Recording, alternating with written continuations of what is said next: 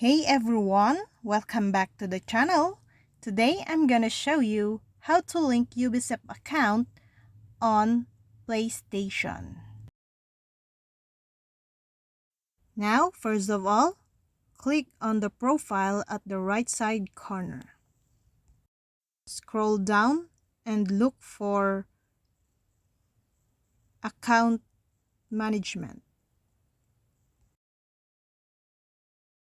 On the left side, click Account Information.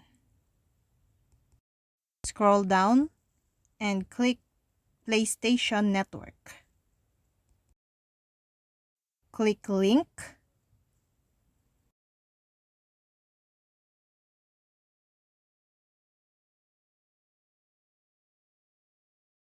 And click Continue.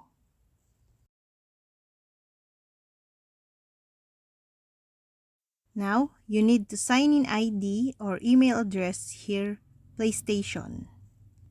After that, click Next. And that's all. I hope this video helped you guys.